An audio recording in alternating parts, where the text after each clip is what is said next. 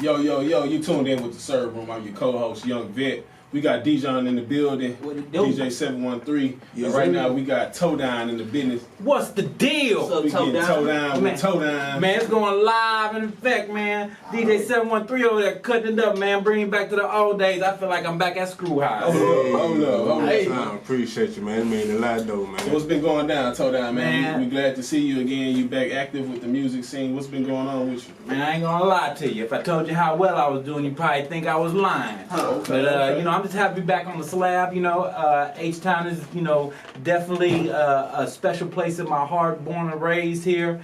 You know, so when I came home, just seeing those city lights just brought me back. You know, it was like, all right, about to be on and popping. So I tried to do the Tupac thing. You know, fresh out, you know, the pen. I'm trying to, you know, knock out 97 songs in a night. But you know, I just been doing my thing. So I've been back in the lab. I've been back producing, recording, mixing, engineering. So I'm trying to get, you know, get a couple more platinum plaques, a couple more Moon Man, and just keep it moving. So what you been in the lab working on right now? Anything in particular you got coming out? New album coming up real soon called Live from the Feds. You know, it's just giving you what I rap about is my life. And what I try to convey in lyrics is the personal experience that I've experienced in my life. So the whole experience of dealing with them feds, you know, getting locked up, dealing with all the BS while you're locked up, coming home, the city's changed a little bit, you know, the phone, you know, don't ring as often when you fresh off lock, and then you get back out there and, you know, all the people that owe you something, they, you know, they hide and they don't want to come out, and then when you do see them, they want to borrow $200. You know?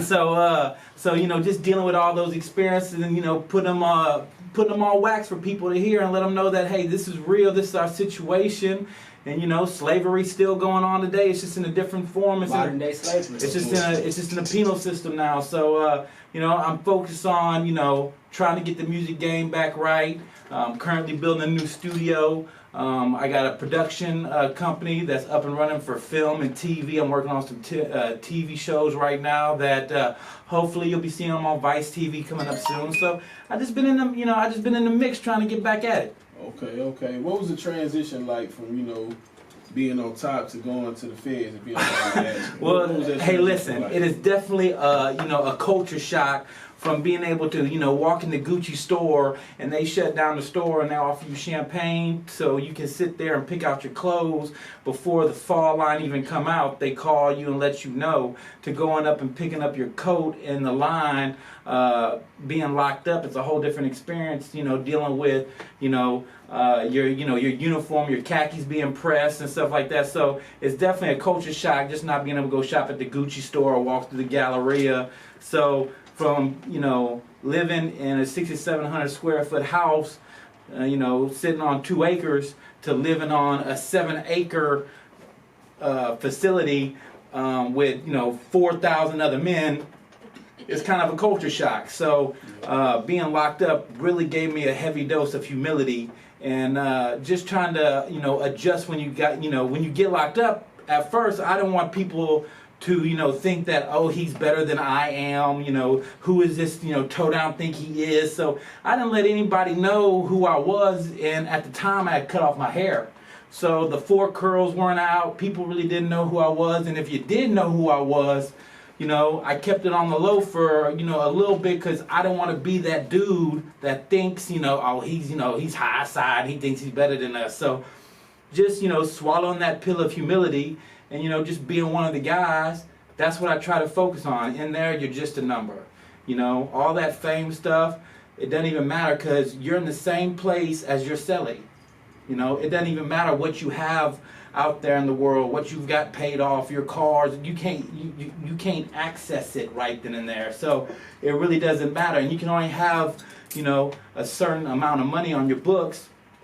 The spend limit's only $320. So flaunting your wealth in there, it's really useless, But there's ways around that. You get a couple homies on the team, you have your family shoot them the bread instead, and you got a full lock. You know what I'm saying? There's always a way around. We still trapping. I just went from slanging pies and elbows of dro to slanging pies and running the stove. You know what I'm saying? Yeah. And I think a lot of our listeners, they might be like a younger audience, and they might not even know that you've been around for a long time. Like, you didn't work with some legends in the game. Well, I do appreciate that. Yeah, started out in the rap game around 99, 2000. Was fortunate enough to meet Hawk, who introduced me to DJ Screw. From there on, I got inducted to the Screwed Up Clique. Worked with everybody from the Screwed Up Clique on to the Swisher House. Came back home, built the first all-digital studio after my record deal. Did a song called The Country Rap Tune that got me that record deal. And from then on, I just been, focused on putting out hits. We did all the Swisher House stuff, the Paul Wall, the Mike Jones. We did the Chameleonaire stuff. So, it was just one of those things coming back to H-Town, being the first all-digital studio.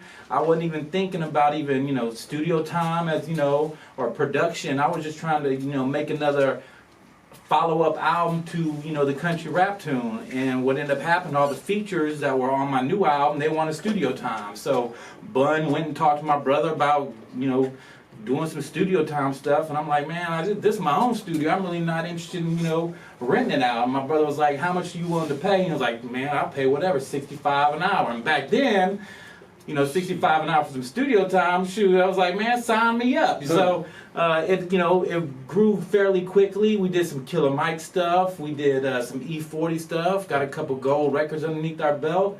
And the next thing you know, we're charging $125 an hour, recording Lil Wayne's mixtapes while he's going to U of H, and everything was gravy. And then 2007, 2008 hit, Napster, Apple, and you went from making $7 a record to making 70 cents a song. You're like, oh, hold on a minute. So you do feel like the internet kind of slowed down. Well, the boom of the internet, the downloading era, you feel like it kind of slowed down the way rappers was getting paid? Because I know back in like the early 2000s, there was rappers out here rocking platinum chains and all that type of stuff. We used to be able to go to Southwest Wholesale and pick up a check for $100,000 every other month. We were getting $7 a record. So when you sold 100,000 CDs independently, you clocked almost $1 million. That's $700,000 cash you put in your pocket. So nowadays, you're on a platform where you sell 100,000 singles, you're making 70 cents a song. In order to get 2,400 measly dollars from YouTube, you have to have 1 million downloads. So the game has completely changed for record companies. The greatest thing it's done is help out the artist, because as an artist, I can go record something, put it on the internet, and I got a banging song that's out to the public instantly. Where before, I had to record at a studio, go spend some money there, go get a hot track from somebody, spend some more money there, press up the CD, spend some more money there, and if I'm trying to just press up 10,000 CDs, it's $1 a pop. That's 10 grand right there. So before I even get out to even marketing and trying to help promote my music, I'm already in the hole 50 grand. So the game has changed as far as, in the artist perspective, it's the greatest thing ever. And the record company and the music business, it's the worst thing ever.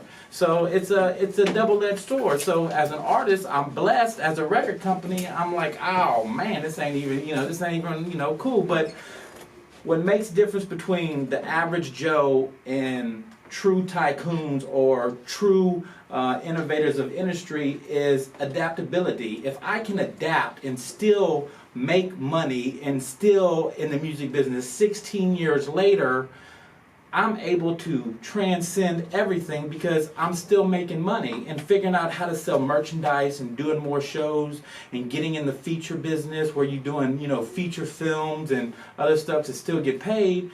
Now you're really something. Now you can really move on with your life. So if you're just stuck in the mindset of I'm just going to be a rapper and that's it, good luck. Hope you have fun, but I'll see you at McDonald's, and I like a Big Mac with cheese. So all these rappers running around here like they got money, man, listen, the game is this. If you rap and you're broke, Plain and simple. So I'm calling you out, I'm saying it, I'm telling it like it is.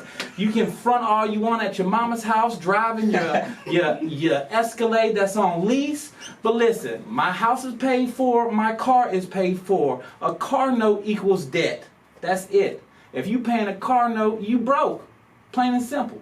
So the game is this. If you're a rapper and you plan on just making money on the internet, that's a no-go. But if you're trying to do something, be a mogul, flip the game, parlay your money, you'll have longevity. And that's the keys to success right there. Welcome to the cert room. Clear the lane, need swerve room. And you know the kush, my cologne, your gal came through matching with the perfume. My mind, the kitchen, that's workroom. I be cooking up just to look at me. Got them looking up when they talking down, keep pushing up.